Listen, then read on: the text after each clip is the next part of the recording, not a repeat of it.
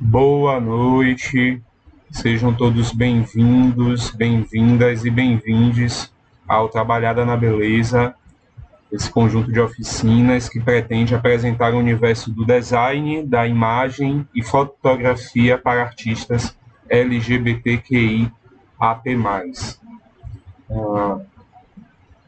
Passando para o próximo slide,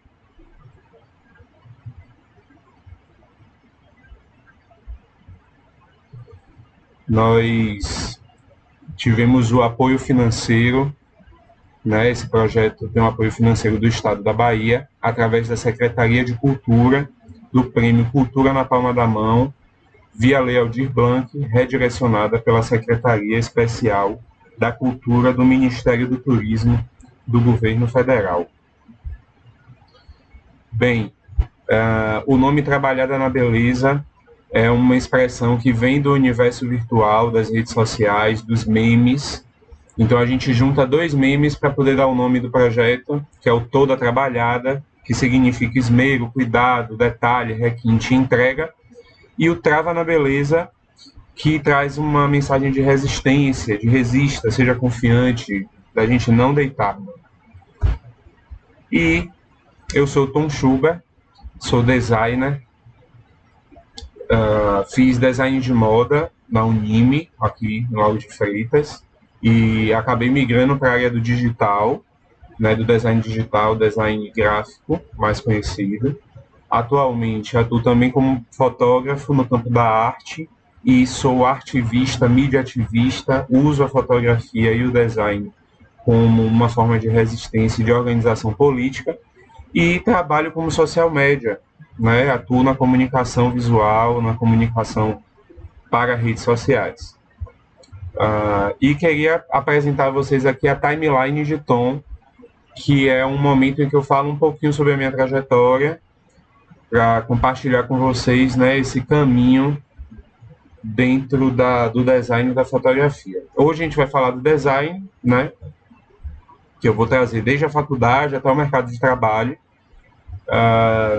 Na próxima, a gente vai falar da última fotografia ali sobre rede, né, que a gente vai falar muito de comunicação e a construção de uma rede conectada enquanto ativista, né? E por último, a gente fala da fotografia do meio, né? Que é sobre fotografia. Vou explicar essa fotografia, essa personagem que está aí comigo, né? E foi uma paixão que me reacendeu para a vida. Vocês vão entender porque eu vou trazer, estou dando só um spoilerzinho. Mas vem nessa sequência. Se eu tivesse que fazer uma timeline, né, seria nessa sequência. Primeiro o design, a fotografia vem na sequência e depois a gente faz essa construção de rede e comunicação. Para começar, queria compartilhar quando eu tive a minha primeira experiência, né, de uma empresa, quando eu comecei a fazer alguma coisa mesmo com design, foi quando eu tinha saído da faculdade, estava no finalzinho ali da faculdade e saí de um trabalho, né, desligado da empresa e decidi criar uma empresa de brigadeiros, em que eu fazia brigadeiros como uma forma de também pôr design ali, tanto que se chamava a empresa Honey Bear Doce Design, que eu usava a massa do brigadeiro para fazer, né, alguns outros elementos. Eu brincava como se fosse argila, né? Eu esculpia no brigadeiro. E aí aqui, pulando já para o meu momento de faculdade mesmo, né, foram os meus primeiros desenhos. Então você tem aqui o meu primeiro semestre, tem o primeiro desenho aqui, que é esse que tem bastante volume ali, o vestido justo, mas tem muita técnica de lápis e tal. E vem a evolução, né, de quando eu já conseguia trabalhar com outros recursos, com canetinhas, já fazia um rosto, já conseguia desenhar, né, na proporção inteira no, do corpo numa folha de papel. E quando eu migro para ilustração digital, quando eu começo a fazer ilustrações no computador, de forma muito amadora, mas esse foi o meu primeiro desenho, minha primeira ilustração foi esse aí, nessa riqueza de detalhes. Aqui também eu ilustro que eu fazia muitas colagens, né? Eu gosto muito de usar esse elemento e de ter uma obra que seja também sustentável, né? Que esteja conectada com essas questões de sustentabilidade. Na sequência aqui, eu já demonstro uma coisa que, desde que eu entrei na faculdade, eu pensei assim, que eu sempre tinha que tentar trabalhar para ter uma visibilidade no meu trabalho. Porque o nosso trabalho, como designer, como fotógrafo, ele se baseia muito no nosso portfólio, naquilo que a gente faz. Mesmo que a gente não ganhe, mas a gente tem que participar. E aí eu entrei num concurso, a Jessie G veio para o Rock in Rio, na época, não lembro o ano, e ela fez um concurso para estilistas, né, do mundo todo para escolherem a roupa dela do Rock in Rio. E aí eu me candidatei, fiquei na 43ª posição, mas foi uma boa experiência, porque eu já comecei a ilustrar digitalmente. Eu não só desenhava na mão, mas eu já comecei a fazer design de moda no computador. E aqui foi um dos concursos que eu me inscrevi na faculdade na época para fazer foi um concurso de stylist, e aí eu fiz um trabalho junto com a minha amiga. E aqui é um trabalho, esse vestido do meio é um trabalho de final de curso, e aqui, finalizando, é um desfile em que eu participei, que era um cerimonial, que estava convidando outros estilistas para trazerem um design, uma roupa, né, com algum conceito para aquela festa, e em tudo que tinha eu estava me metendo e fazendo, né. Aqui, por exemplo, foi um desafio cultural que eu ganhei no início do ano. Eu me inscrevi para fazer esse desafio, fazer essa ilustração, fiz à mão, com lápis de cor, com canetinha, né, e acabei ganhando. Ganhei um kit maravilhoso da Pilot, junto com a Monteiro Apresentações, e foi maravilhoso. Né, e sempre seguindo essa lógica de participar, de trazer essa emoção, né, da participação de um evento, de um desafio, para motivar minha carreira. Aí eu chego aqui na Azul Designers, que é a minha empresa, né, que eu abri juntamente com o Sidney Rochart, meu ex-companheiro, onde a gente tinha um ateliê de comunicação digital. A gente fazia sites, como tem aqui a publicidade, era o nosso principal motivo, né, de trabalho, nosso nicho, mas a gente fazia todo tipo de comunicação, né? Um dos nossos primeiros clientes, e aqui tem um reposicionamento de marca, foi o Nordeste Lab, que é uma plataforma de articulação do audiovisual, e eles têm rodadas de negócios. Então esse foi um dos primeiros cases que a gente fechou, que a gente fazia de tudo, desde aquela plaquinha que está ali escrito, ao site, a logomarca, enfim, a gente fez todo o trabalho, incluindo o redesenho da marca. E aí aqui a gente tem as aplicações da marca, foi um trabalho muito legal de se fazer. E foi muito legal esse trabalho com o Nordeste Lab, justamente pela possibilidade de construir muitos layouts, né, muitos designs, e ter experiência, porque foi um dos nossos primeiros clientes, assim. Eu vinha de uma área em que eu não tinha esse traquejo, eu não sabia cores, né, de impressos, que a cor da impressão é diferente da cor que a gente usa na tela, várias questões que a gente vai aprendendo no dia a dia, né, os formatos, dimensão, a gente acaba errando muito, vai aprendendo e vai errando bastante para poder ir pegando a visão. Mas o trabalho com o Nordeste Lab foi muito emblemático, justamente porque a gente recebeu dos meninos essa incumbência, né, de trazer à vida um novo conceito, uma marca, né, mais moderna, mas que falasse sobre todas aquelas referências que eles trouxeram, que é o cinema baiano, Glauber Rocha, Deus e o Diabo na Terra do Sol, a gente vê as cores aí, né? Se vocês perceberem, tem os pixels, né? Tem aquela imagem ali se fragmentando na logomarca anterior, e aqui nessa a gente já vê que ela se ordena como se fosse a trilha de um filme, né? Do negativo do filme, só que aqui em código Morse está escrito Nordeste Lab. Cada conjunto desses aqui é uma letra. E o código Morse foi uma das primeiras, ou a primeira comunicação áudio e visual.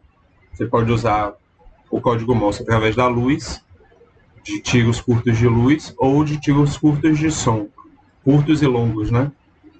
E aí, agrupando, você faz um tipo de comunicação. E, enfim, foi um conceito que agradou todo mundo e que ganhou vida, né? E aí a gente chega em Shúnia, que é um tipo de serviço também que todo designer, né, esse case aqui, que todo designer acaba desenvolvendo, que é a permuta, que é o trabalho em conjunto, a colaboração com outro profissional.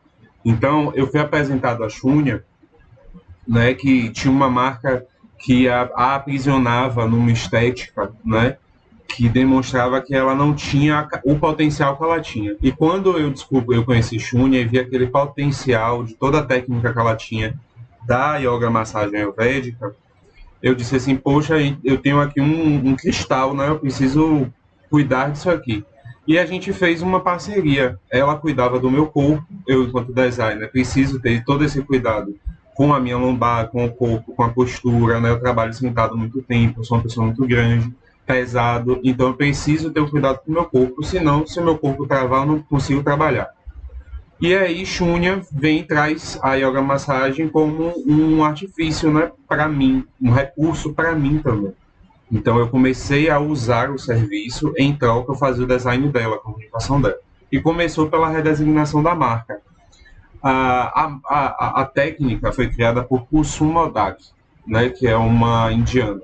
E ela tem uma frase que fala que o corpo humano ele é como uma flor, ele pode ir desabrochando. E foi essa frase que me fez criar essa logomarca. Se você perceber, é uma flor de lótus, mas que são setas que direcionam para todos os lados, né? Num sentido de expansão.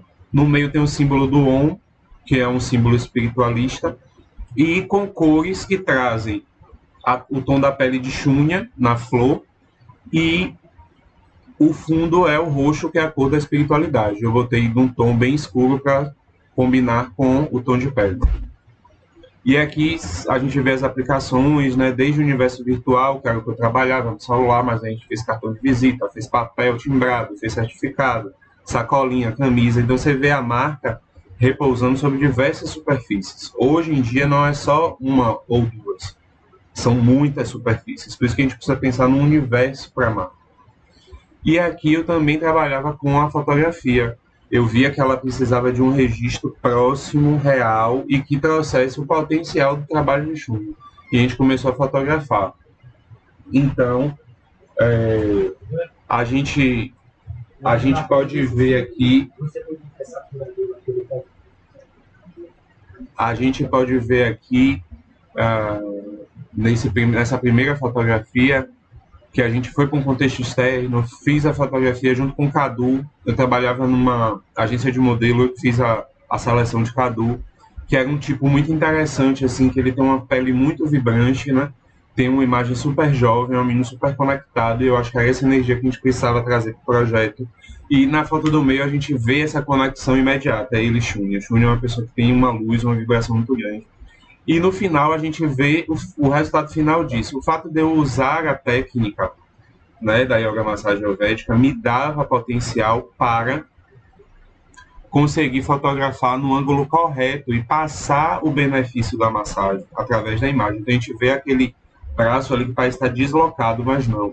É uma forma dela aliviar as tensões, né, através de encavar o pé ali e o lugar certo que eu estava para fotografar.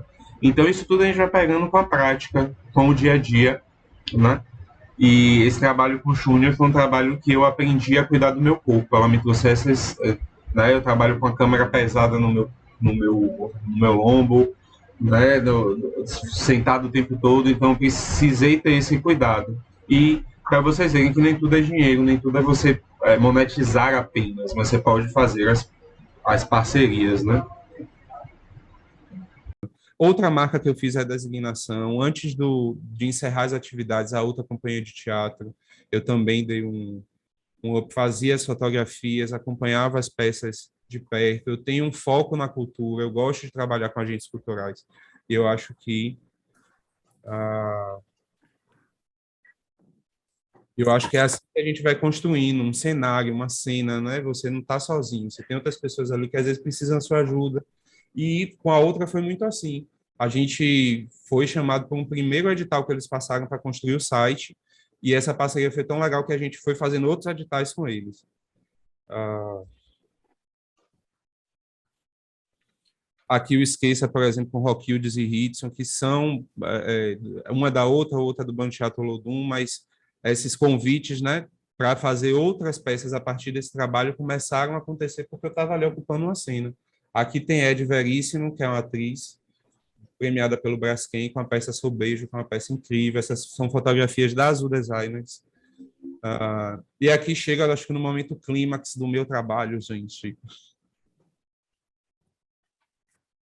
que é esse conceito campeão, porque Banzeiro foi campeão, preciso dizer isso.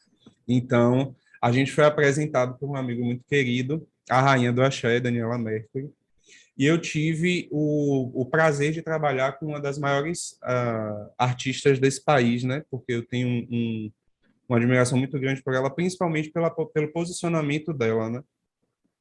Mas a gente recebeu esse desafio de criar Banzeiro e criar toda uma identidade para o carnaval. E para quem é fulião, para quem nasceu em Salvador, para quem curtiu Daniela ali na corda ou então na pipoca, sabe qual é a importância de você poder trabalhar com um artista como essa. E Igor, que está aqui comigo, teve a oportunidade também, que na época a gente vai contar um pouquinho da história, mas na época foi um trabalho muito legal.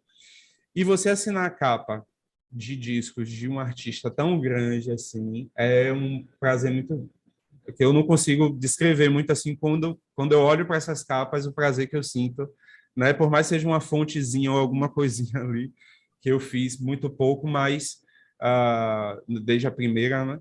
Mas eu acho que traz uma gratificação assim pelo que a gente fez. Então eu fiz essas 4 capas. São fotografias de Célia Santos, que ela é incrível, sigam inclusive. A arte, a pintura sobre a tela é de Yuri Sarmento, e o design, as fontes, a tipografia, enfim, as escolhas, né? São todas minha, Daniela, Malu. Então a gente foi construindo em equipe. E você poder fazer um abadá, um designer de moda poder fazer o design de um abadá para o carnaval, um abadá tão representativo, foi, eu acho que as experiências assim com design mais gratificantes que eu tive.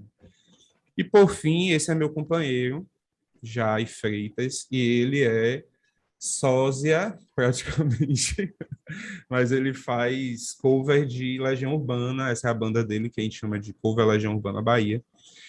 E por que que eu trago esse exemplo? Porque quando a gente identificou, ele canta muito parecido com o Renato, e quando a gente começou a ver essas similaridades, eu disse assim, vamos investir na imagem, e a gente investiu numa imagem que ele ficou super parecido, e a gente começou a organizar essa imagem junto com a banda, ele foi formando a banda e tal, e a gente tentou reproduzir imagens, né, da própria banda, né, imagens que já... Ai, imagens que já existem da banda como essa falta do meio e tentei fazer uma logomarca, uma identidade visual para a banda. Bem, vamos partir para os conteúdos agora. A gente vai falar sobre o design, a gente vai entrar em conceito, significado, origem, tipos, um pouquinho da história. Na sequência, identidade visual, do briefing ao logotipo, que a gente vai convidar a Yuna. E depois vamos ter uma interação, um momento de interação. Se você tiver alguma pergunta, escreva no chat, por favor. E, por fim, eu vou explicar como é a atividade e vou dar umas dicas para vocês de como é que a gente pode fazer essa atividade, certo? Eu queria começar aqui nessa introdução falando o seguinte. Eu quero ler, deixa eu só pegar minha pesquinha aqui. Eu quero ler esse trecho, né, do artigo 225 da Constituição Federal de 88, que traz um assunto importante para a gente, é que todos têm direito ao meio ambiente ecologicamente equilibrado, bem de uso comum do povo e essencial à sadia qualidade de vida, impondo-se ao poder público e à coletividade, a coletividade somos nós, o dever de defendê-lo e preservá-lo para as presentes e futuras gerações. Então, eu acho o seguinte, não tem como a gente não... Para começar a falar de design, não tem como a gente falar de design e não falar de impacto ambiental. Se a gente pensa que o design está em toda a nossa vida, em todos os produtos, em tudo, para todo lugar que a gente olha, a gente vê design, a gente vê um produto com design, a gente precisa pensar na vida útil desse produto. não é só lançá-lo. A gente precisa pensar em como é que ele vai morrer, como é que é o descarte dele. Existe possibilidade da gente reutilizar, porque a gente precisa levar em consideração que a nossa construção artística ou a nossa construção em qualquer âmbito da vida precisa passar por um nível de consciência, né? A gente não pode simplesmente chegar no mundo e fazer do jeito que a gente quer. A gente está com temas aí como aquecimento global, como essas questões todas que a gente está envolvendo, que estão acontecendo no globo, né? A gente viu aí em Petrópolis o que aconteceu, as enchentes aqui no sul da Bahia. Enfim, a gente está vivendo efeitos desse aquecimento. Então, a gente precisa ter uma postura que seja mais consciente, né? Precisamos cuidar do planeta. Então, faça sua coleta seletiva. Quando você for criar uma peça de arte ou uma performance, uma roupa, ou qualquer coisa que seja, pense em como será esse descarte, certo?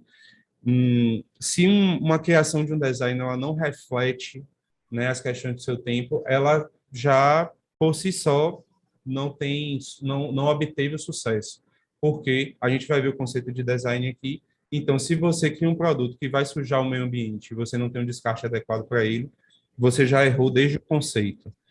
E a gente pode fazer muito, viu, gente? A gente pode fazer muito juntos. Eu queria falar algumas coisas importantes aqui. Essa oficina é a trajetória é o resultado de uma trajetória profissional, né? Um designer que ama fotografar e que encontrou na, na comunicação digital, né, uma forma de sustento. Isso aqui não é só sobre dinheiro, ou sobre ganhar um edital, né? É sobre estar ganhando um espaço, né? É sobre ser alguém no mundo, é sobre ter uma missão, entender que a gente pode compartilhar. Isso não é sobre individualismo, estou dividindo aqui o espaço com pessoas queridas e profissionais incríveis, né? E preciso dizer que eu sou fruto de várias redes, ao longo do caminho vocês vão compreender isso, e eu preciso trazer essas redes para cá, para que vocês possam entender quem sou eu nesse processo. Então, passando para o próximo design, a gente quando a gente fala em design, quando a gente precisa entender o que é design, imediatamente, né, a gente pensa que o design está em todo lugar. Se a gente acorda de manhã, liga a cafeteira, tem design ali. Se a gente destrava o celular com aquele código, tem design ali. Se a gente abre a porta do carro, tem design. Se a gente pega um elevador, tem design. Então, o design está em todo o canto. Mas a gente precisa pensar que foi necessário uma pessoinha pensar naquele produto, naquela criação, para facilitar, né, e solucionar problemas do nosso cotidiano. Então, a gente tem que agradecer muito aos designers. E a gente vai ver que tem muitos designers por aí desempenhando outras funções, né? E quando o assunto é comunicação, que a gente vai falar muito de comunicação, não é diferente. A gente precisa comunicar e a gente vê aí o uso da própria rede social, quanto a gente precisa ser criativo, né? Porque são muitos formatos, toda hora alguém chega com uma coisa nova, uma trend, uma tendência, uma coisa, uma dancinha. Então, a gente precisa estar sempre antenado. Mas essa oficina é para responder uma perguntinha. O design, ele pode aumentar o apelo visual de uma produção, do seu produto, da sua construção, a sua própria imagem, ele pode agregar esse valor, né? Ele pode aumentar o engajamento com os seus seguidores, ele pode comunicar melhor para que as pessoas possam consumir o seu produto, você é artista, a sua produção artística. Então, se você quer saber, vem comigo que a gente vai embaralhar um pouquinho a cabeça agora com essa definição de resquete. Mas, antes da gente ir para essa definição, é importante eu dizer o seguinte: para a gente conseguir definir design, porque design não é fácil definir, né? Como a gente tem uma gama de coisas que é design, a gente, para conseguir definir, precisa de um esforçozinho. Então, para conseguir efetuar esse conceito, eu precisei buscar o conceito dentro de design de produto. A gente vai ver que existem vários tipos de design, mas quando você fala em design de produto, você consegue conceitualizar de uma forma mais geral e abrangente. Então, o Rescat, ele traz aqui, e eu quero que vocês pensem aí com vocês se essa frase está correta. O design é fazer o design de um design para produzir um design. Eu acho que ele não ajudou a gente. Mas, na sequência, a gente vai ver que a gente pode ir desconfundindo. No primeiro design, o rosinha aí, ele está indicando que é um conceito geral de uma área, uma disciplina, ou seja, o design, ou a disciplina design, né? A área design, a ciência design. O segundo, que é verdinho, fazer o design, a palavra foi usada depois de um verbo, que indica ação. Então, a gente pode entender que esse design aí é um processo, né? O terceiro design, que é o azulzinho, significa projeto ou proposta. Então, fazer o design de um design é fazer o processo de criação de um projeto para produzir um design. Esse último design aí, esse um design, sugere um conceito, um produto acabado ou concretizado. Bem, para desconfundir todos esses conceitos, eu trouxe uma definição que eu dei uma tecla SAP aí. Então, o que Rescat quis dizer é que o design é a ciência de criar um projeto para executar um conceito ou produto. Como via de regra, a gente pode entender o design como um processo ou ciência para solucionar um determinado problema, seja ele qual for. E a gente vai ver que design está em várias áreas, não só na comunicação, não só como design gráfico. A origem da palavra design nos ajuda a entender o conceito dela. Então, ela vem de uma origem mais distante do verbo designare, que é traduzido literalmente como determinar, mas significa mais ou menos demonstrar de cima. O que é determinado está fixo. Então, se eu determinei, aquilo é um design. Então, a gente pode entender que essa tradução aí traz muito para o campo da ideia, né? De você olhou, viu o problema, decidiu sobre ele, você designou. A sua origem mais imediata, né, está no inglês.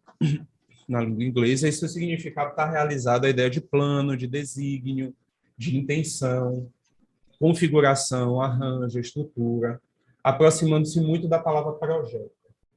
Também significa desenho, numa tradução muito direta. Então, eu tenho um desenho, eu tenho um design. Desenhos de moda são designs de moda.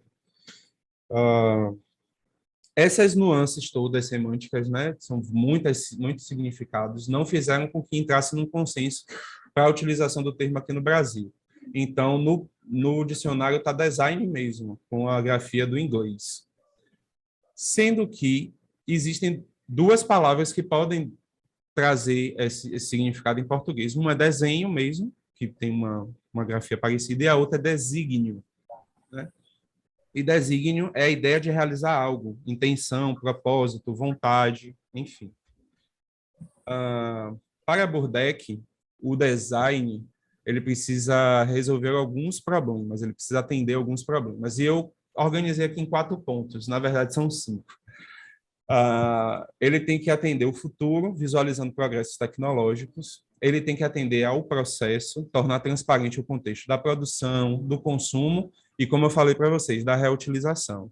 Então, todo esse processo precisa estar transparente para o consumidor. O uso também é um ponto, priorizar a utilização e o fácil manejo dos produtos. Não adianta a gente usar um produto, criar um produto que não vai ter utilidade ou ergonomicamente não vai estar adequado ao uso da pessoa. E, por fim, entrega, que é promover os serviços e a comunicação também. Então, o design não só produz o produto, como comunica também. E, por fim, exercer com energia a tarefa de evitar produtos sem sentido. A gente está falando, né, de manter aí a criação sem ter impacto ambiental, então a gente precisa criar produtos com sentido, que a Shopee não me escute. Só vende produtos sem sentido, não alguns. Tá. Ó, vamos para os tipos de design. A gente tem o mais clássico aqui, que é o design gráfico e digital. A gente tem o design de produto, que trabalha muito atrelado à produção fabril. O design de moda, que é a minha área, também é muito conhecido. Design de interiores, design de joias, design até de serviços. Hoje em dia a gente tem até design de experiência, porque você precisa, às vezes você tem um serviço que tem toda uma experiência envolvida com o cliente, e você perde muitos clientes nessa experiência. Então, se você contrata um profissional para pensar toda essa experiência, né, de forma que o seu cliente não tenha nenhum tipo de problema, ele também é um designer. O web designer que faz site, hair design cabeleireiro, nails design, que são de unhas, design de sobrancelha, motion design, que é um design que faz animação. Então, tem diversos tipos de design. Eu botei alguns aqui que são os mais conhecidos. Aí agora a gente vai entrar um pouquinho na história, tentar ser o mais breve possível, mas eu acho que a gente está vivendo um momento no país que demonstra exatamente essa falta de valor à história. A gente está com Petra está aqui, Petra é historiadora, sabe o valor disso.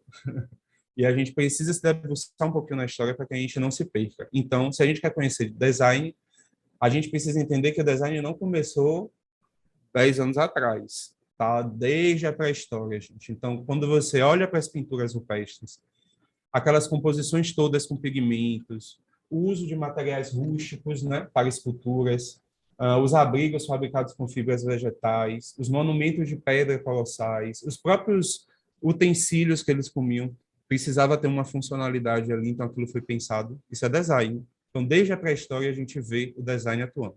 Na antiguidade, a gente tem uma sociedade aí incrível, que são os egípcios, né?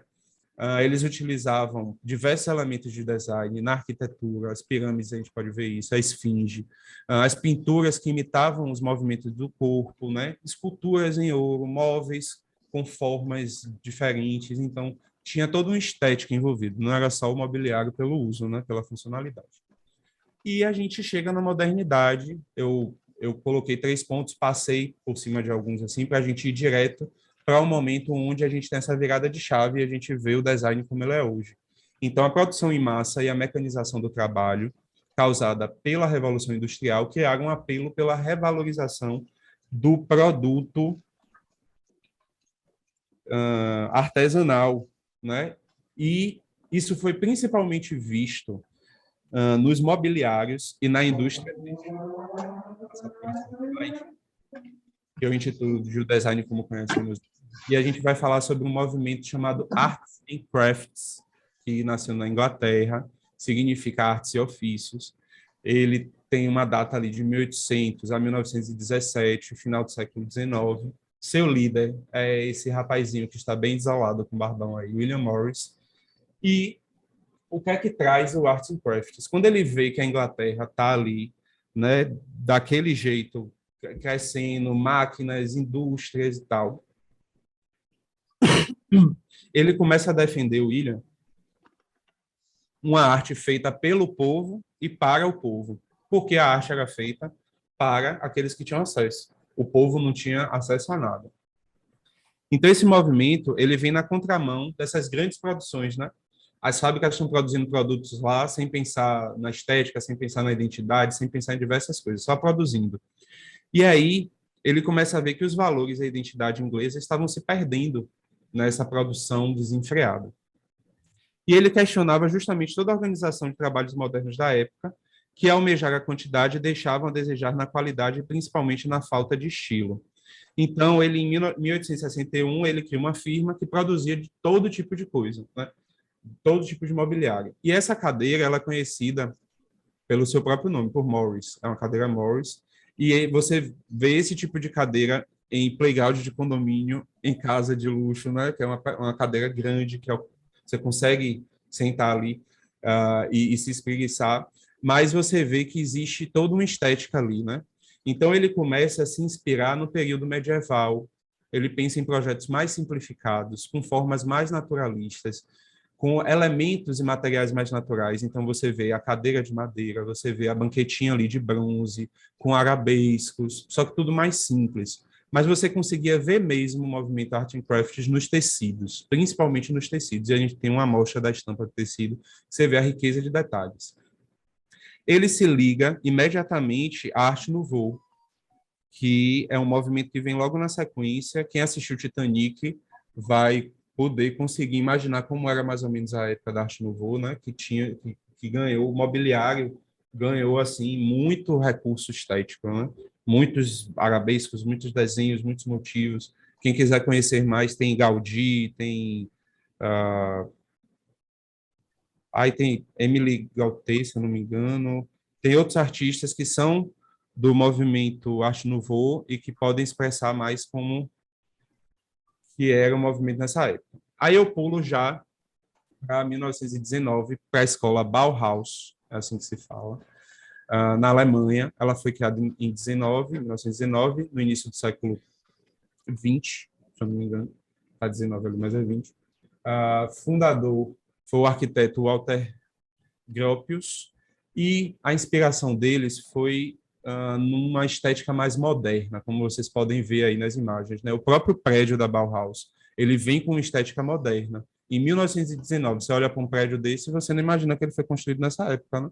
Porque ele tem formas mais simples, mais diretas, e toda a construção de arquitetônica da época era bem cheia de detalhes. Enfim. Essa escola ela foi fechada por Adolf Hitler em 1933 porque ele tinha uma forte crítica ao governo. Então a gente já ganha aí um coraçãozinho para Bauhaus. Mas se você for perceber, a figura embaixo de Walter é uma figura que tem ali alguns elementos visuais, né? Algumas cores, e a gente tem algumas formas no mobiliário. Você vê como o mobiliário ganha um outro sentido. Você vê uma cadeira com um desenho diferente, você vê um lustre com um bol em cima, com uma bola, né? Aquele abajur que não é mais furado em cima. Você tem uma cafeteira com design mais arrojado. E você vê todas essas inspirações transcritas, né, na obra de Oscar Niemeyer, que é um dos nossos maiores expoentes da arte da arquitetura no Brasil. Seguindo aqui, a gente precisa pontuar esse momento histórico e revolucionário que foi a Segunda Guerra Mundial, ali entre 1935 a 45. Foi um período com muitos avanços tecnológicos, por isso a gente precisa pontuar. Então, a tecnologia, a saúde, teve um outro... ganhou um outro patamar a partir da guerra, né?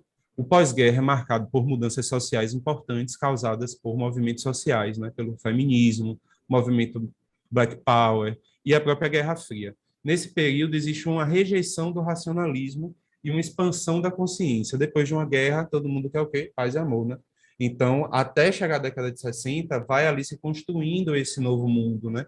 E aí você vê isso traduzindo nas cores saturadas, tipografias irregulares e psicodelismo, que iam na outra mão, assim, né? De tudo que era construído, assim, com aquela beleza, aquela formalidade. E aqui é um momento, eu acho, especial também, porque toda a identidade visual do Trabalhada na Beleza se baseou no legado de Andy Warhol, que é esse rapazinho segurando a TV. Ele é um artista, talvez o artista que eu mais gosto, É o referência quê? dele, Meu e Deus, pai, fala. já, já fechei. Uh, e aqui a gente tem uns quadros que são super famosos dele, né? Tem a Sopa Campbell, tem a capa do disco do The Velvet Underground, tem a imagem de Marilyn Monroe, tem a caixa brilho, tem... mas quais são essas temáticas, né? O que é que esse movimento pop art traz para o design? É exatamente o momento que existe uma ruptura ali no contexto das escolas de arte, né? Chega no momento em que a arte encontra um declínio. E Andy Warhol, que era muito atento, ele era talvez uma das pessoas mais atentas de sua época, estava sempre com a antena ali para pegar referências. Ele consegue identificar que existe uma nova forma de fazer arte, muito mais democrática, e que ele se debruça sobre a publicidade. Então, você vê um crescimento do consumo pós-guerra, você vê que esse consumo vem com produtos que têm uma estética, que têm um visual, que tem cores, e ele começa a mudar essa estética, propor uma nova estética. E Andy Warhol, eu posso afirmar que ele viveu o nosso tempo antes do nosso tempo. Ele talvez incubou o nosso tempo, ele gerou o nosso tempo, né? Eu falo em relação a essa tecnologia e essa vida conectada. Ele é autor daquela frase de que todo mundo vai ter 15 minutos de fama na vida. Então, tem um filme que eu posso indicar aqui que retrata bem esse por trás das cenas, né, da Factory, que era o estúdio de Andy Warhol. O design como conhecemos hoje, na década de 80, 90 e nos anos 2000, eu costumo dizer que é uma década que parece uma só. Tem várias atividades que acontecem, né, mas parece um grande bloco assim de coisas que acontecem até os anos 2000. Então, aumenta-se a interatividade, tecnologia e questões ecológicas passaram a se destacar. A notoriedade do design pós-moderno foi o grupo Memphis, com Ettore Sotsas, que essa cadeira colorida que vocês estão vendo aí foi uma das cadeiras mais bombásticas da década de 90. Ele traz um novo conceito para o mobiliário, com cores, com formatos, com propostas diferentes, né? Nesse período, existe um aumento da comunicação em massa e uma digitalização extrema, é quando surge a internet. Nos anos 2000, o design ganha mais força nos países da América Latina, influenciado pela internet, pela evolução da tecnologia. O valor estético hoje está em todos os objetos. Então, a gente pode ver todos os objetos com um valor estético, com imagem, com um design pensado, né? E a gente tem a cadeira Ball, que é de Philip Stark, que também teve uma tiragem de mais de 1,5 milhão de cadeiras. Vendeu muita cadeira. Quando a gente fala de design brasileiro, aqui é tudo muito recente. Ele começa a ganhar força na década de 50 e 60. Mas a gente tem dois momentos, dois movimentos que marcam a estética do país. A primeira está fazendo 100 anos, que é a Semana de 22. A gente tem aqui o grupo, né, das artistas em cima e dos artistas embaixo. A gente tem Anitta Malfatti, Tarsila do Amaral, o Abapuru, que é o quadro que está ao lado de Tarsila. Tem Mário de Andrade, entre outros artistas da época, né, que eles conseguiram formar uma identidade nacional, pelo menos a proposta de uma identidade nacional como a gente conhece hoje, essa coisa do samba, do malandro do samba, o cara todo de branco ali do Rio de Janeiro, a caipirinha, a feijoada, tudo isso foi sendo, né, introduzido a nossa estética como uma estética nacional. E a gente tem o tropicalismo também, né, que rompe com um monte de estéticas aí, e de pensamentos na época, e que traz uma renovação musical, mas em todas as áreas da arte. E aqui eu tenho um expoente que é Hélio Oiticica. Essa é uma foto do Inhotim, um museu ao ar livre, né? Que você tem muitas obras de Oiticica lá. É incrível. Quem puder ir em Minas, visite.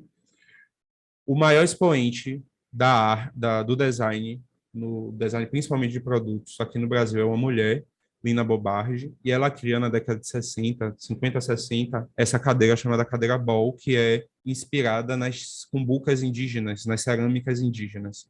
Então, você vê um produto belíssimo, né, criado por uma mulher, e que na época, né, as mulheres não tinham, como é que eu posso dizer, uma permissividade assim de ter a sua obra concorrendo ali com outros artistas. Então ela vem e desponta criando uma obra que é atemporal. Você olha uma cadeira dessa, você imagina que essa cadeira parece ter sido criada nos tempos de hoje, mas não, ela é uma referência da década de 60.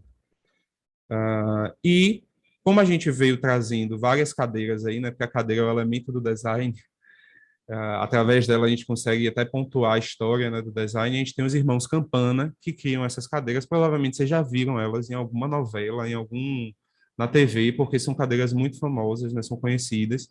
E esses são atualmente os principais expoentes do design no Brasil. E agora a gente vai passar para o nosso convidado, Igor Rapelli. Olá, olá, Tom. Olá, pessoal. Vamos abrir aqui a câmera. E eu chamei Igor para a gente conversar aqui um pouquinho. Eu vou pedir para ele se apresentar primeiro, né? Mas ele trouxe um ponto que eu acho muito importante compartilhar aqui para a gente poder valorizar o fazer do design, que ele disse que o design mudou a vida dele e eu pude acompanhar porque começou lá comigo.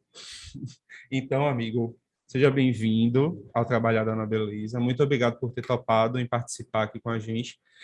E me diga aí, quem é Igor na fila do pão? Quem é você no design? Designer gráfico, DJ e produtor, formando em publicidade e propaganda atualmente. Você está em que semestre? Sétimo semestre, Sétimo semestre. terminando já. Massa, tá no finzinho. Já está estagiando? Já terminei o estágio, na verdade. Já passei por esse processo e agora estou trabalhando na área. Massa. E eu queria saber, assim, antes de falar como foi que começou comigo, quando tudo isso começou, quando é que o design apareceu? Foi algo que já estava ali na sua vida, ou você já tinha intenção, ou aconteceu?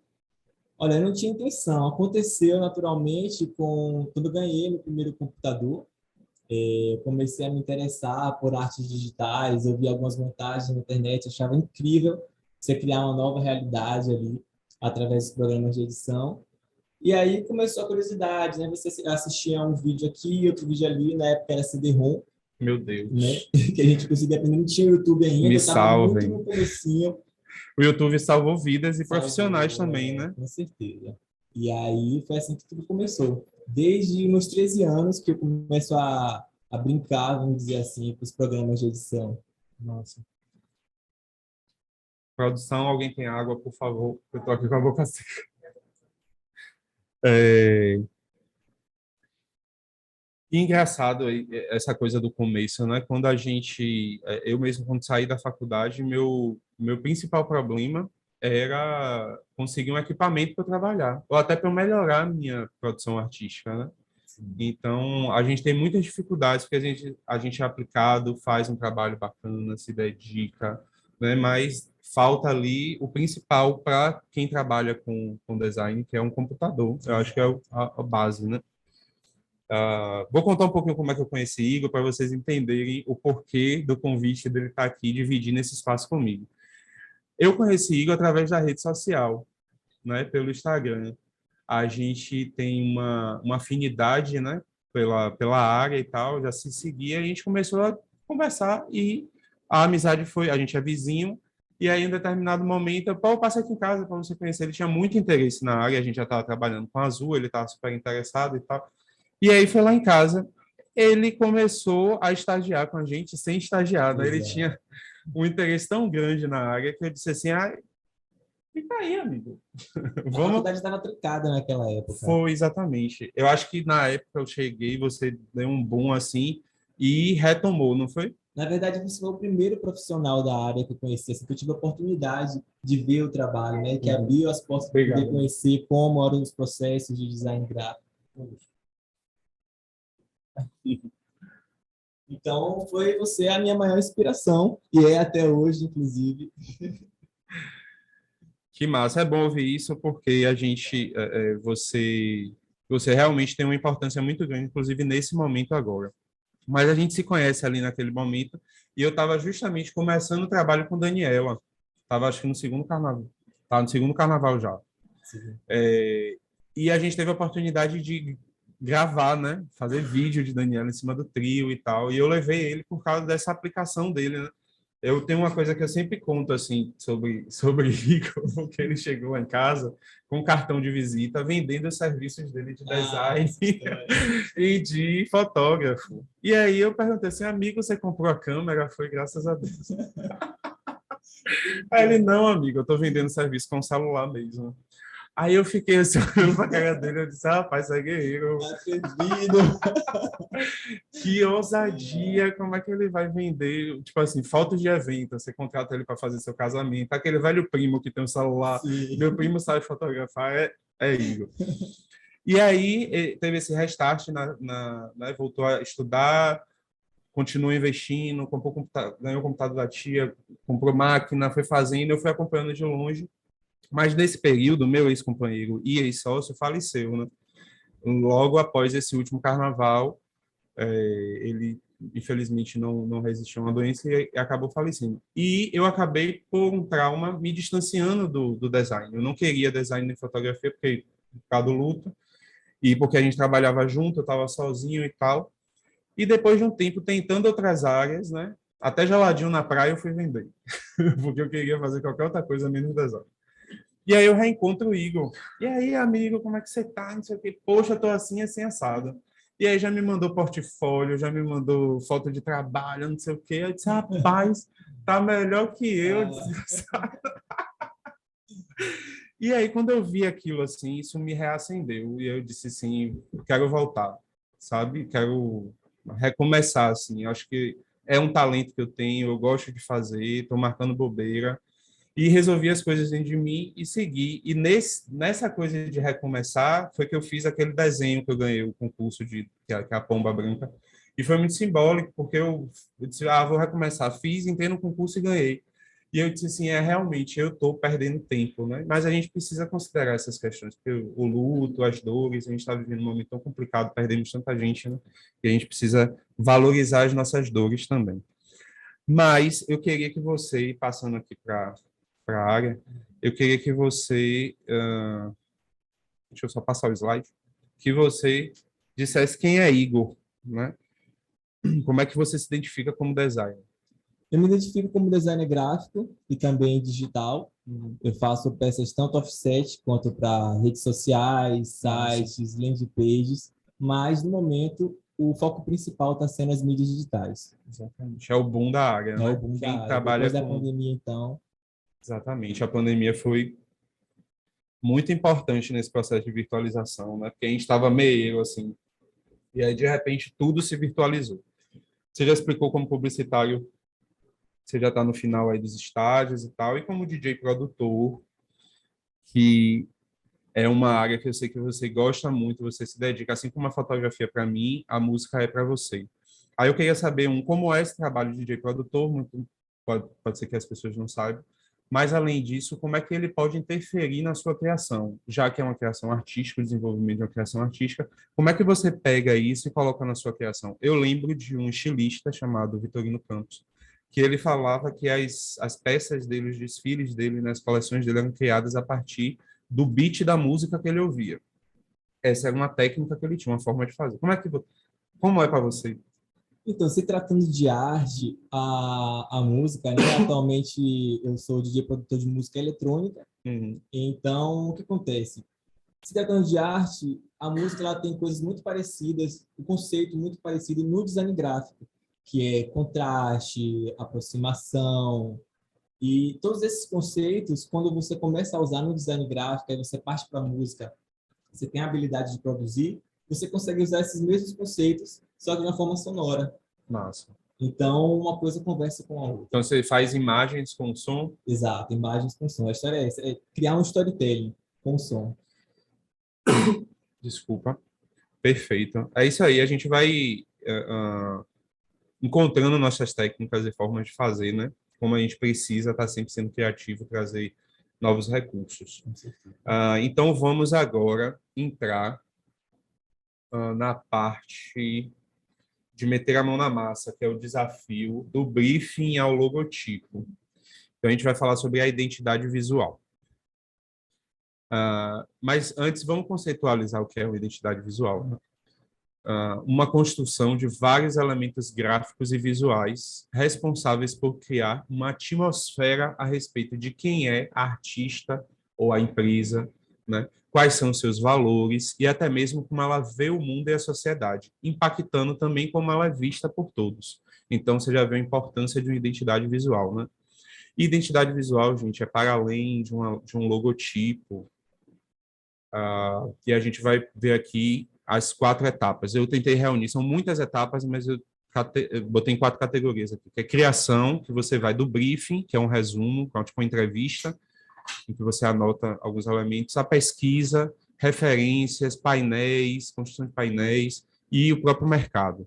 Depois a gente vai para a parte de produção, que você escolhe a tipografia, você escolhe o símbolo, as cores, as texturas, o esboço, faz o esboço, manda para o cliente, aí vai, manda o cliente o desenho, né, meio que fechado ali, aí aprovou, você passa para as superfícies. No fim, por terceiro ponto, é a apresentação, a forma como você vai apresentar o cliente.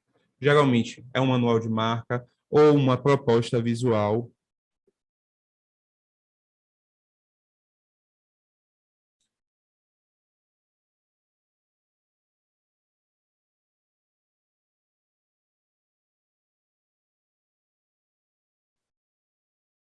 Peraí, eu acho que é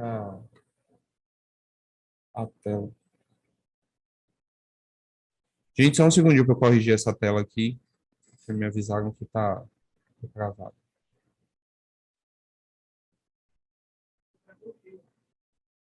Fechou. Fechou? Não, o slide ali que eu estou compartilhando tá só na tela do sala do YouTube, tá vendo? Não tá ali embaixo.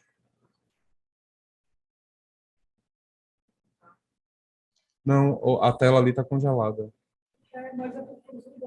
A gente está acompanhando pela sala do YouTube. Aí eu acho que se fechar esse compartilhamento da apresentação, funciona.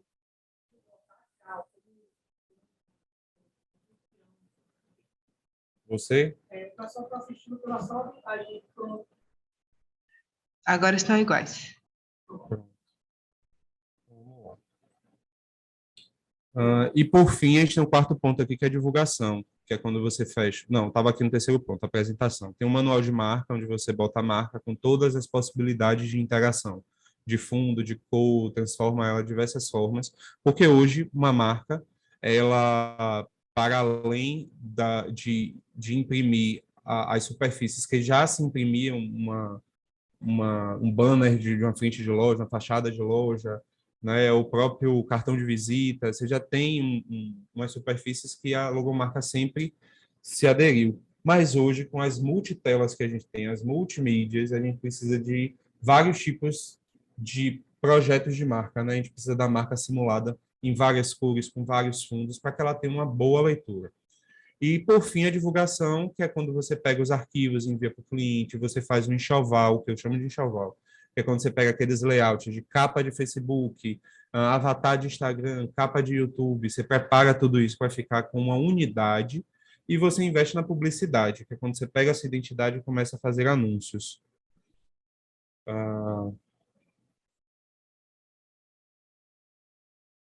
Aqui, a gente pode dividir a identidade visual por pessoa, a logo e o branding. Então, vamos lá.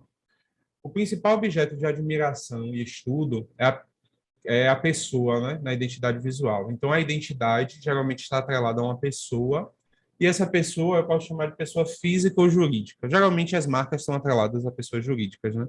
É uma empresa que tem uma marca. Mas, hoje em dia, a gente pode dizer que uma artista, uma empresária, uma profissional, uma acadêmica pode transferir sua representação para um símbolo ou apenas para uma tipografia. Geralmente, pessoas jurídicas, né, que possuem essas identidades visuais. Elas podem ser mais simples, com mais recursos, e ela é comumente chamada de marca. A logo, né, é uma representação visual de quem ele é e como ele quer se posicionar no mercado. Existem logos mais tradicionais, modernas, conservadoras ou ousadas, e acredite, todas as variações presentes nelas dizem muito sobre a empresa em questão. Não sei se vocês sabem, mas o termo logomarca é um termo incorreto, porque logo significa marca. Então, é uma redundância, fica logo, marca, marca, marca. Mas é um termo muito usado, comumente usado. As pessoas geralmente me procuram, queria fazer uma logomarca. Aí não dá para a gente dizer, tá errado. Então a gente precisa saber que é um termo correto, mas a gente compreende que é um termo muito utilizado. E o correto seria logotipo ou logotipo e símbolo. O logotipo tem a representação da tipografia, né, que são as fontes, as letras, e o símbolo, que é um desenho. O conjunto de logotipo e símbolo forma a identidade visual. E o branding você criou uma marca, uma logo, e você precisa, sua marca criou uma logo e você precisa de uma estratégia, né, e uma gestão que vai além desse logotipo.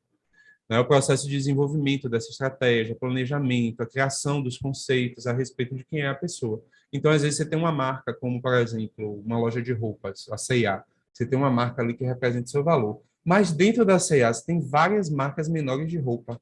Você tem uma feminino jovem, você tem um feminino mais velho, você tem criança, você tem homens, masculino. Então, você tem várias áreas, né? E essas outras áreas menores também precisam de marcas e precisam de direcionamento. Então, todo esse conjunto de estratégia a gente chama de branding. E quando a gente trabalha o conjunto de marca e branding, o relacionamento com o mercado é mais harmônico e com resultados, porque se a sua marca não se comunica bem, o seu cliente, o seu consumidor, ele vai perceber, talvez ele opte por uma outra marca que esteja mais adequada, né? Esteja mais harmônica. Eu queria convidar a Iuna Ela já está aqui junto com a gente, mas eu queria convidar ela para participar desse momento, acompanhar aqui junto com a gente, porque eu convidei Una, ela é cantora, tem 20 anos de carreira e começou no barzinho, né? Toca MPB, mescla aí com poesia. Ela é compositora, tem letras inspiradas em sua vivência como travesti e ela é estudante de Direito da UFBA. Então, a gente começa essa etapa da criação, que é o briefing. Gente, o briefing é o mais importante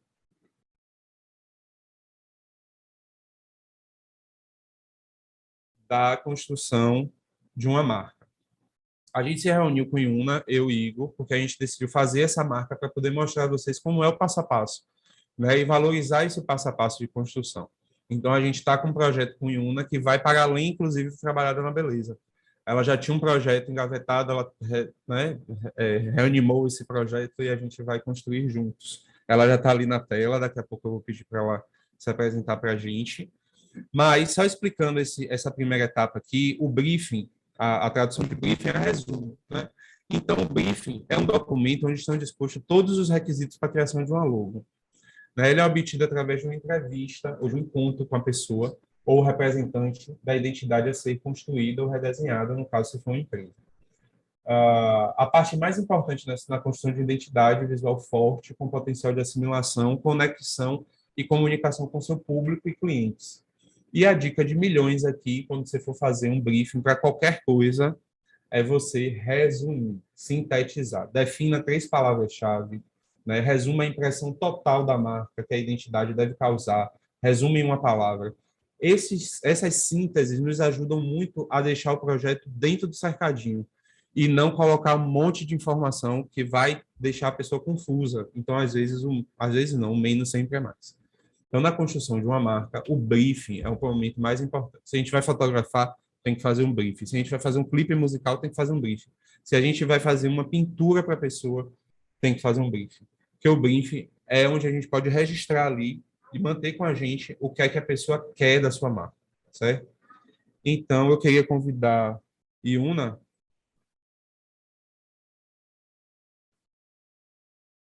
Oi, Iuna.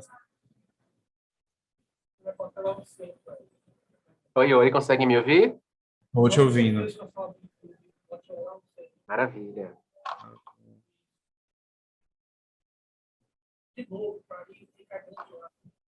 Eu acho que é...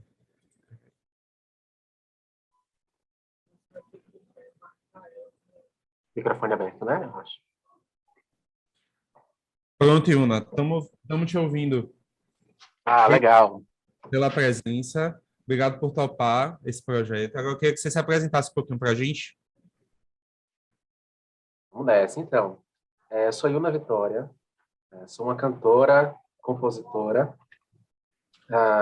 Tenho aí me aventurado bastante no ramo da música, principalmente no repertório que se convencionou a chamar de MPB, né?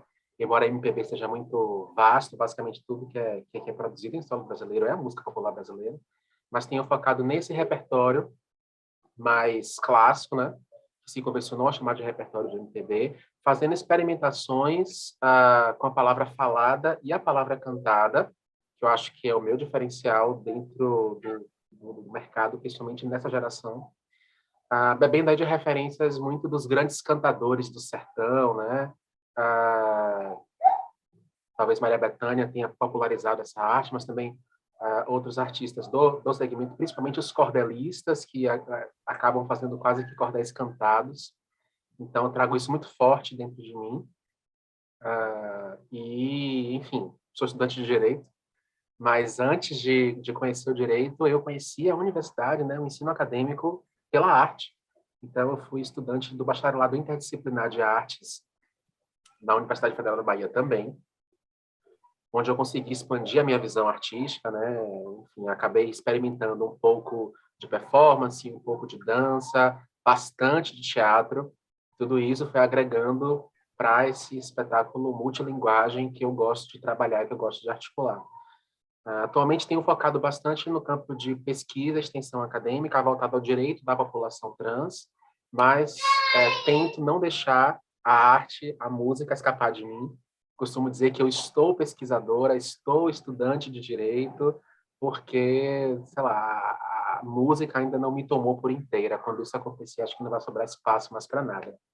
E é nesse processo aí de, inclusive, não deixar a arte escapar, de me reaproximar e me reconectar com a arte, sobretudo com a música, né, com o canto, que esse projeto acabou sendo tão importante para mim, né, porque estava um pouco adormecido, as loucuras do dia a dia, a rotina, a pandemia, filho, né, que eu tenho um filho de 2 anos, que consome bastante meu tempo, a faculdade, né, tudo isso estava me afastando um pouco da arte, da música, e esse projeto veio para resgatar, para reacender, e para me mostrar que realmente é o que me significa e é por significada, por onde eu dou significado ou ressignificado para as coisas.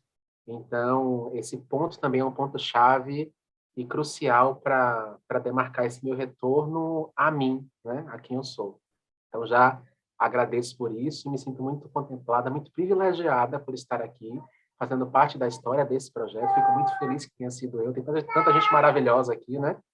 Eu fico muito feliz, honrada por ter sido eu a escolhida, principalmente agora, depois de compreender toda essa trajetória, a história do design, o quão importante é uma marca para um artista, para quem está fazendo. Tem muito trabalho por trás, muito carinho, dedicação, estudo, pesquisa, sensibilidade.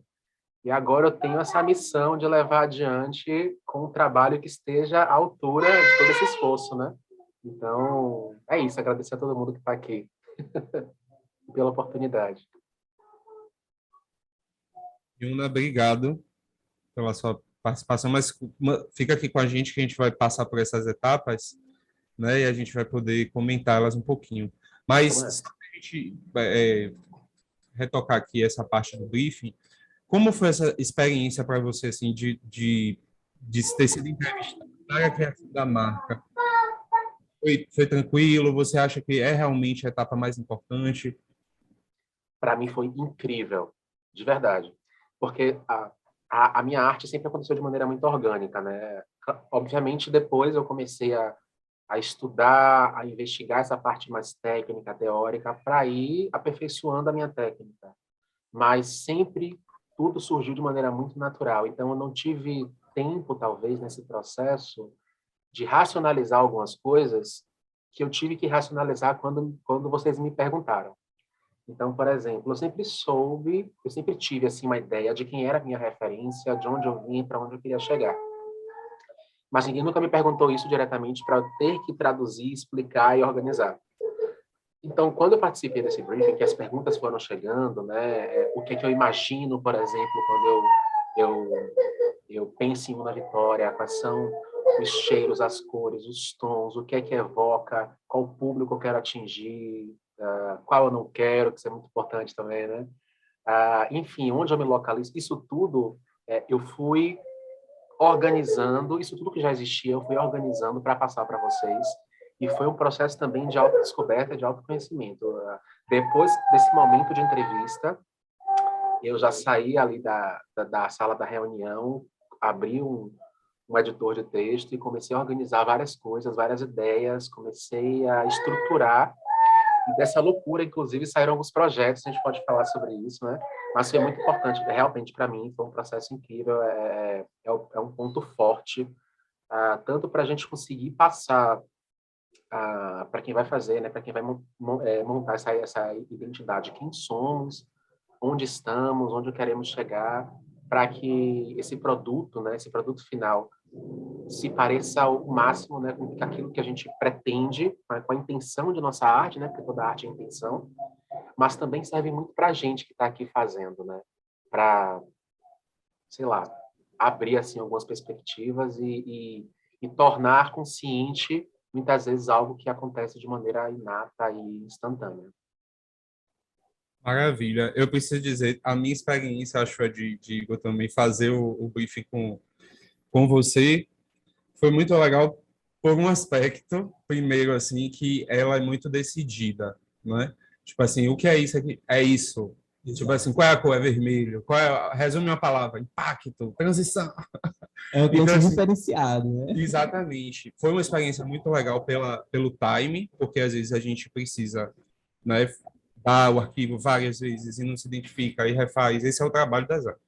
Mas com Yuna foi tudo muito orgânico, porque eu acho que o briefing foi muito bem feito. Foi um momento muito, né, em que ela estava ali, realmente ela pensava assim e se definia, não, é isso aí, né?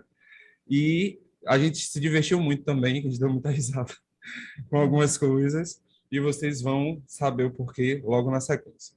Falando aqui da etapa sequente, depois do briefing, quando a gente tem ali a listinha de quem é a Yuna, o que ela gosta, qual a cor, quem são os personagens, vocês vão conhecer o briefing, eu vou mandar o briefing para vocês depois, estou só retocando ele. Mas a próxima etapa é quando você tem na mão ali a listinha, o checklist do que você precisa resolver, aí você vai para a pesquisa. E eu digo que tem alguns tipos de pesquisa. A primeira é a geral, que é uma pesquisa que você precisa manter para o resto da vida. Você precisa consumir arte, ler livro, né? Você gosta de alguma atividade? Faça uma faculdade, esteja sempre consumindo, porque tem muita coisa do repertório que eu preciso ativar, acessar ali na hora, que eu adquiri lá atrás. Então, eu estou aqui, como, por exemplo, meu primeiro desafio de stylist, a referência de criação era uma maçã vermelha. E hoje estamos aqui fazendo a logomarca de Una, e o significado do nome Una é maçã vermelha superior, ou seja, no meu primeiro semestre de faculdade eu tive uma experiência com a maçã, e hoje eu estou tendo uma outra experiência de construção de uma outra identidade. Então, tudo que eu tinha pesquisado naquele momento lá atrás, eu reativei aqui fazendo a pesquisa com Una. Na sequência, tem pesquisas de referência, você precisa ter bons fundamentos, bons argumentos, uma bibliografia legal, você precisa acessar bancos de imagem, fontes, cores e ter um repertório visual para poder construir. Para algumas pessoas é importante pesquisa de mercado, como um artista que está querendo colocar um EP na rua, então talvez é bom entender o mercado, entender quem vai consumir, né? Os pontos positivos e negativos, se existe concorrência, quem é seu público-alvo, são pesquisas de mercado. Tem pesquisas materiais, que às vezes a gente precisa ter uma pesquisa de como fazer uma ilustração, precisa fazer um desenho X, tem uma técnica tal, conhecer melhor os recursos, a papelaria, os tipos de papel, os tipos de caneta, tem uma regularidade de visita gráfica, a gente que trabalha com material gráfico, é importante a gente conhecer. Eu mesmo, um dos abadás de Daniela, eu deixei na mistura de cores, que a gente tem 3 cores, né, de pigmento, amarelo, vermelho e azul. E aí eu deixei o meu amarelo com um tonzinho de azul, 12%, a camisa saiu verde. E aí foi na hora um vulco-vulco, eu consegui defender ali com... Eu disse, não, menina, metade fica verde, metade fica amarela e tá tudo certo. Aí eu tive a saída na hora, mas são erros que a gente vai aprendendo, né, com a lida mesmo. Aí você vai pensar em superfícies, eu preciso sempre estar pensando em novos tipos de cartão de visita, novos tipos de banner, novos tipos de letreiro luminoso, etc. Os formatos, quando é para rede social, os pigmentos, como eu falei aqui agora. E pesquisa de método, você precisa estar fazendo curso, assistindo tutorial, vendo novas técnicas, tendo critérios, sendo exigente e pensando nos impedimentos, o que é que eu não posso fazer, isso é muito importante. Na sequência da pesquisa, como eu falei para vocês, uma parte importantíssima é a síntese. Você fez uma pesquisa com uma pessoa extremamente plural, que é a Yuna. E ali eu tenho várias coisas. E o que é que eu preciso para fazer a minha marca? Eu preciso identificar no discurso dela elementos visuais. Então, aí vai da coisa do criador. Então, eu tinha várias palavras-chave aqui. Yuna Vitória, 20 anos de carreira. Transição, que é a transição de gênero. Impactante, que é a atmosfera que ela quer, né? A impressão que ela quer com a identidade. Ela é cantora e compositora. E quando eu perguntei a ela assim, tem uma marca que você gosta, Yuna? Ela falou assim, imediatamente, eu gosto do Iron Maiden. Eu acho a marca ótima. Aí eu, pronto, já catei ali uma referência de tipografia. Aí eu botei aqui travesti, dissidência, que é dissidência de gênero. A arte dela, né, a arte autoral dela vai se debruçar sobre essa experiência, mas não quis pegar isso. Mas ela falou de MPB, funk. Eu perguntei a ela assim, tem algum artista que você acha que a identidade seria parecida com o que você quer? Aí ela falou Glória Groove. Aí eu já dei um coraçãozinho ali. Aí a gente vai e fala de comunidade LGBT, que é o público dela também, né? Mas aí eu pergunto, a nível de cor, o que é que você gosta? já está ali, né, no cabelo, vermelho. Na verdade, eu já sabia, mas eu disse assim, além de vermelho, na verdade, quais são as outras cores? Preto e branco. E depois eu perguntei assim, tem alguma marca, uma pessoa, alguma coisa que a gente vai pedindo referências, né, para poder ir certinho, porque o legal de você construir uma marca é que a marca chega e a pessoa peça ajustes, né? Ah, não gostei disso ou disso, mas não condene todo o projeto. Porque para você conseguir mandar um projeto campeão, assim, que bate lá, a pessoa se identifica, você precisa fazer bem o briefing, porque ela vai dizer assim, tudo que eu falei está aqui nessa marca. E aí ela me falou de uma personagem. Na verdade, eu falei essa personagem a partir das referências dela. Eu disse assim, Mazikin. Não sei se vocês assistem a série do Netflix, está no Netflix, Lucifer. Tem uma personagem chamada Mazikin, que é um guarda-costas, meio uma demônia, né? Ali na trama. E ela tem um tipão, um jeitão, assim. Ela é super aguerrida, né? Impactante. Ela tem umas armas e tal. E eu sou apaixonado por ela porque ela é genial, ela tem umas sacadas ótimas, assim, quem assiste a série sempre gosta de mesmo. E eu trouxe isso como uma referência. E aí a gente parte para construir um painel visual. Eu peguei essas referências, está aqui o Iron Maiden, a logomarca deles, a gente vai falar um pouquinho da tipografia. Glória Groove, o cabelão vermelho, as roupas vermelhas. Ela, inclusive, lançou uma música recente chamada Vermelho. A logo atual de Glória Groove, se vocês verem, é uma fonte de picho, né? É uma fonte mais handmade, assim, feita à mão. E Mazikin é essa moça de braços cruzados, com essa cara amistosa, né? Que tem esse visual, assim, bem exuberante, fatal, e que eu acho que traz a atmosfera, a textura da marca, né? Inclusive, a própria marca que eu botei aqui do Lucifer traz uma inspiração também para a marca final. Vamos falar de tipografia, que eu acho que é uma parte importante também, principalmente na parte de criação, na etapa de produção. Tem marca que não vai ter símbolo. Geralmente, marca de artista, cantor e tal, banda, poucas têm símbolo. Geralmente é a fonte que tem um elemento mais pá. E eu perguntei a ela qual tipo de fonte que ela gosta, né? Se é uma fonte mais moderna, que é uma fonte sem serifa, ou uma fonte com serifa. A gente tem essa imagem aqui da letra T. Essa letra T, bem retinha, sem curvas, é uma fonte sem serifa. E o T, que tem essas pontinhas, essas terminações, é uma fonte com serifa. O que seria serifa? É essas pontinhas, essas terminações. E o que elas são? Essa fonte com serifa é uma fonte para impressão. Geralmente, fontes de livro têm serifa por uma questão de que essas serifas elas acabam puxando o acúmulo da tinta para as extremidades, e aí você não tem não borra a impressão. Só que ela traz uma coisa toda conservadora, né? Não tem um quê de modernidade, então você tem que escolher muito bem a fonte. E ela me disse que gosta mais de fontes sem serifa. Mas quando ela me fala do Iron Maiden, do Lucifer, tem toda a identidade que a gente precisava construir que tinha serifa na fonte, né? Que era uma fonte mais rebuscada. Então, nesse momento, por mais que ela tivesse escolhido por predileção uma outra, eu apresento no meu projeto uma que vai ter mais a ver que a fonte com serifa, vai ser mais rebuscada. E vai se parecer mais com a do Iron Maiden, que é uma fonte moderna, mas ela tem terminações aqui que lembram a serifa. Então, a gente pode dizer que bebe de uma mesma fonte. A gente precisa ter uma pesquisa minuciosa de fontes. Eu mesmo tenho vários sites que eu gosto, Netfontes, 1001 fontes, tem muito site de fonte. Essa fonte dela mesma eu peguei no Netfontes, que são sites com fontes gratuitas. Eu tenho um acervo de fontes, mas eu estou sempre pesquisando. Google Fontes também dá para pegar. A gente precisa ter um equilíbrio com o símbolo. Se tiver símbolo, se o símbolo tiver muitos elementos, a fonte precisa ser o mais simples possível. A gente tem que ter sempre o equilíbrio como parâmetro, né? E evitar os exageros. A gente tem logotipo só com fonte, a gente tem logotipo com fonte exclusiva, que é uma fonte que é feita à mão, é um desenho praticamente, né? E essas fontes geralmente são muito caras, esses trabalhos são muito caros. E a gente pode fazer aqui o que eu fiz um pouquinho com Yuna, que é uma edição, adaptação da forma da fonte, né? A gente tem esses sites que disponibilizam, a gente pode pagar também. Tem algumas fontes que têm acentuação, tem outras que não têm, tem umas que têm numeração, tem outras que não têm, tem umas que têm símbolo, outras que não têm. E a gente precisa sempre de uma tipografia auxiliar, que é para ajudar na comunicação, as peças de comunicação. A fonte não pode ser aleatória, precisa ser uma fonte que orne ali. E engraçado que procurando a fonte de Una, eu encontro a fonte do filme Malévola. E eu só descobri que é a fonte do Malévola porque passou ontem na TV. Aí quando eu vi essa letra A, que é assim, curvada, eu disse, ó, a fonte de Una. E aí no nome da fonte, o nome da fonte é Pentagrama Malévola.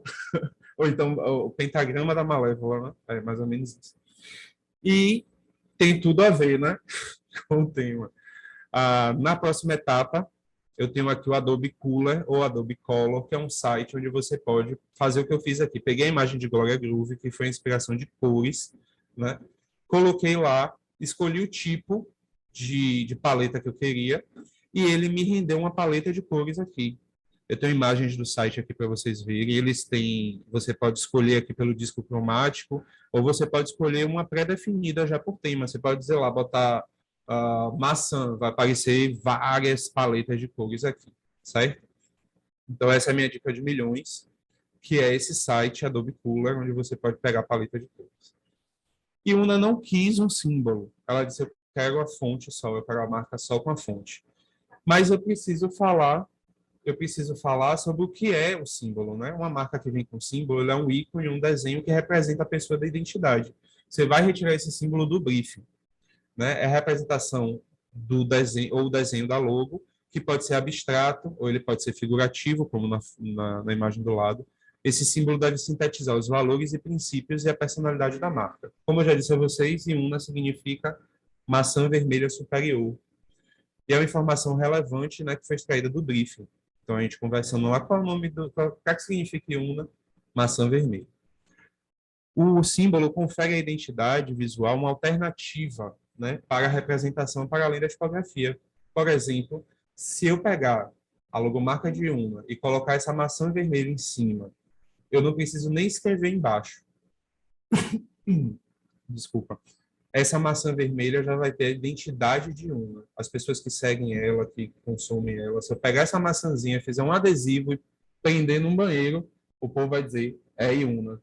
Se eu pegar, fizer um acessório, botam para botar numa roupa, essa maçã é de Una. A gente tem diversos expoentes aí da música, Pink Floyd, que tem aquele prisma, né, que passa uma luz branca e sai. Tem vários elementos que fixam uma marca, né? E como a tradução é maçã vermelha, a gente escolheu, só para explicar aqui, o símbolo da maçã vermelha. Mas ela entra como um detalhe na marca e não como o símbolo principal. Para além do símbolo, depois você escolhe texturas, que é onde você vai botar a sua marca, né? Paredes, etc. Mas eu vou pular logo para a etapa de produção, que é o esboço e o desenho. Aqui vocês podem ver que a fonte, né, esse desenho do meio aqui, eu fiz uma alteração no Y, tá vendo? Como a letra A, ela é meio curvada, essa fonte lembra muito as armas de Magic. Eu lembrei muito que são armas meio curvadas, assim, né, munhequeiras e tal. Então, essa referência das pontinhas tem muito a ver com Magic. Mas eu vi que ficou desequilibrado esse Y, talvez não tivesse uma leitura legal. O nome Vitória aqui no meio também não ficou legal. E aí eu fiz esses esboços aqui do lado, como eu disse a vocês, a gente precisa apresentar a marca com várias variações de fundo, eu botei as mais básicas, que é o positivo e o negativo, o branco e o preto. E se vocês virem aqui na marca de baixo, eu substituí a letra O pela maçãzinha, que é um detalhezinho. Eu mando a marca com o O, com a fonte total, mas eu também botei esse detalhezinho na marca, certo? E aí mandei para ela. Quando eu mandei para ela, eu mandei já esse desenho final.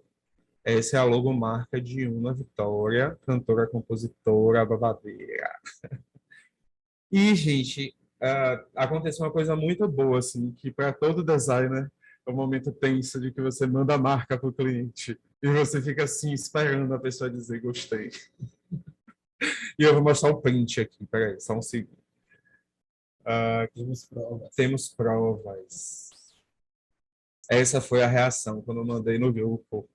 Aí ela, meu Deus, sou eu, tô apaixonada. Qualquer palavra para descrever se torna pequena, perfeita. E o entusiasmo dela contagiou a gente, não foi? Eu disse assim, meu Deus, cheguei na marca. E como a gente também tinha pouco tempo, né, para resolver muitas coisas, e aí ter essa validação levou a gente para a continuação do projeto. Então, você vê aqui uma marca que tem tudo que Una falou, tem a cor, tem a impacto, tem a força, tem o vermelho, que a gente decidiu começar a ir um pouco mais adiante, para além da logomarca, justamente para poder trazer para vocês, né? Então, a gente simulou uma capa de um EP, de um single, né? Botou aqui 20 anos de história, botou uma cidade ali ao fundo, porque é o ambiente dela, simulou aqui como é que seria uma playlist tocando e tal. Aqui a mesma, né, a capa do disco, mas a gente já vê aqui um banner desses de rua para a gente ver como é que a marca se comporta, com a fotografia e tal. E aí, quando você começa a simular isso e manda para o cliente, que ele vê, né, a marca ali na superfície, que ele não está vendo num papel, num fundo branco, que ele vê a marca com vida, se comportando, é outra história. A aprovação geralmente é imediata, você só tem ajustes. Ah, muda isso aqui, muda aquilo ali, mas amei e tal. E o processo Piona foi nesse sentido mesmo. Eu amei, vamos ver mais coisas, e aí tem as próximas etapas, né? A partir daqui, eu teria que simular, fazer esses mockups, que são essas simulações de marca, fazer um manual, fazer uma proposta visual e uma defesa oral. E eu mandei para ela essa defesa e tal, e ela concordou. Pronto, a gente fechou a marca. Uma vez fechada a marca, a gente passa para a divulgação. Aí eu vou fechar todos os arquivos com ela, vou mandar arquivos editáveis, vou mandar arquivo de imagem, fazer o enxoval, redes sociais, publicidade. E ela tem um projeto autoral, que é um disco com 7 músicas, correto? Sendo que ela só tinha 6. E nesse processo, quando eu mandei esse slide aqui para ela poder dar uma olhadinha, que ela viu essa imagem da maçã, ela remeteu a Eva, lembrou de algumas produções que ela já tinha feito textuais acerca da experiência dela de dissidência e relacionando com a figura de Eva, de Adão e tudo mais. E ela compôs a 7ª música do EP, fechando o EP, que se chama Sangria, tem tudo a ver com o tema. E a música se chama Eva. Você pode dar uma palhinha pra gente? Ora, com certeza. Tocar o refrãozinho aqui. Para vocês verem como é importante o processo de construção de uma marca e o quanto empodera um artista, né? Quando ela me disse, compus uma música, eu fiquei assim, eu não sabia nem o que dizer. Na hora eu disse, ai meu Deus do céu, vai para o projeto também. E aí a gente decidiu, a gente conversou isso hoje, eu vou ficar com esse projeto de Una, a gente vai até o lançamento do disco, vamos fazer foto, vamos organizar isso, porque é uma construção que nasce nesse seio aqui, a gente precisa cuidar do bebê, né? Então vamos lá, Una. Mostra pra gente aí, Eva, por favor. Total. Esse EP, inclusive, estava engavetado há muito tempo, né? Ele, para mim, é um produto desses processos da identidade visual, né? Que mexeu comigo de tal forma que me atravessou, reacendeu até o processo criativo, que tem um certo tempo que eu não componho. Então, foi incrível. Quem sou eu, proibido? Foi eu que comi o fruto que você tanto escondeu. Quem come sou eu, proibido, talento que em mim nasceu.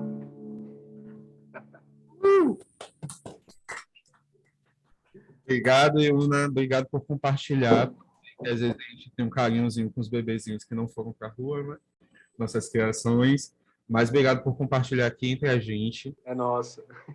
Eu me sentindo assim, muito feliz por esse processo mesmo, por a gente chegar nesse resultado, porque eu sei da importância para você. A gente colabora junto aí, desde a bancada de Todas as Lutas, né? Que é um projeto político totalmente inclusivo e representativo e todas as outras coisas. Ela foi co-candidata, né, a vereadora, junto com outras 6 ou 7 pessoas, não lembro o total agora. E eu lembro muito de ter feito a edição da imagem que eu usei no card, a foto de Una, eu fiz a edição da imagem, e quando eu mandei para ela, gerou um texto. Quando eu vi na rede social aquele texto sobre como ela se vendo e vendo o trânsito de gênero naquela foto e como ela se sentia. E eu vi a potência do meu trabalho ali naquele momento, né, de estar junto, construindo, e de poder registrar esses artistas, essas potências. Eu fico me imaginando como fotógrafo, como artista, daqui a uns 20, 10 anos, ou quando eu morrer, deixar esse legado, né? Deixar essas fotografias. Meu companheiro, ele faz bonecas, né? Barbie, de artistas e tal. Ele fez até uma boneca de Una também, que foi um momento muito legal, assim, essas experiências todas, né? De viver e culminam hoje na criação da identidade visual de Una.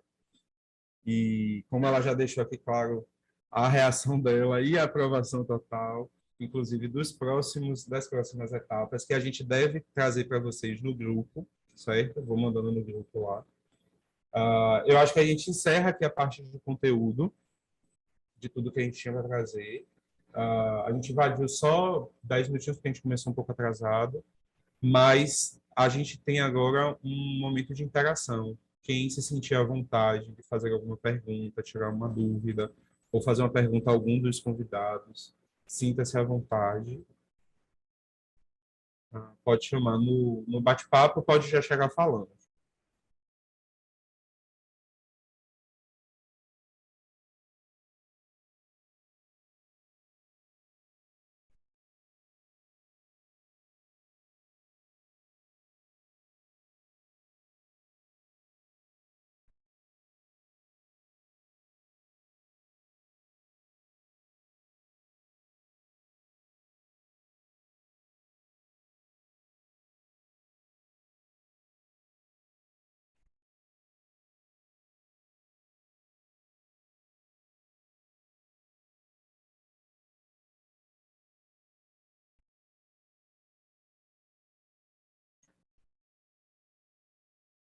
E aí, gente, temos participações? Alguém quer falar alguma coisa, fazer uma pergunta? Pode colocar no chat, se preferir.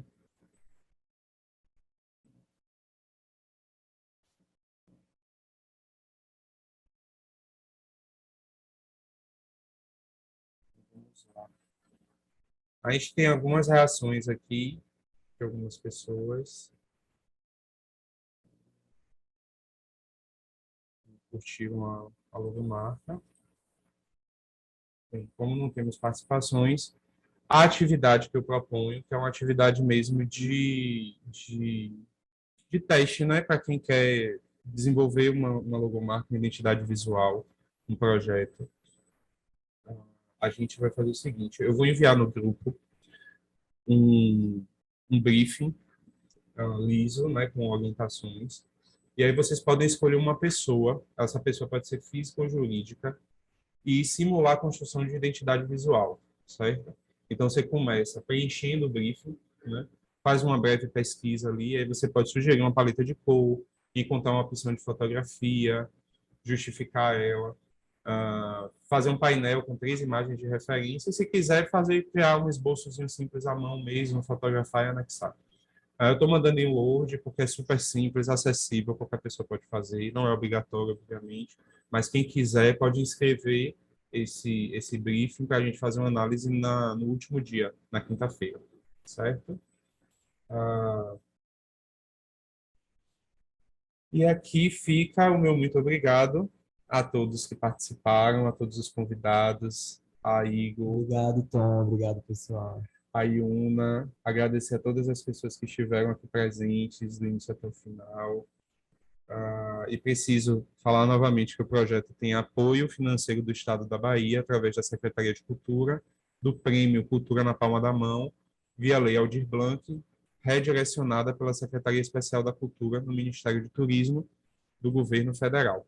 Então, esse foi o Trabalhada na Beleza, o primeiro dia, né, de muitos desafios, mas vocês viram de um momento muito gostoso, né, de poder criar, de poder desenvolver com tantas pessoas bacanas.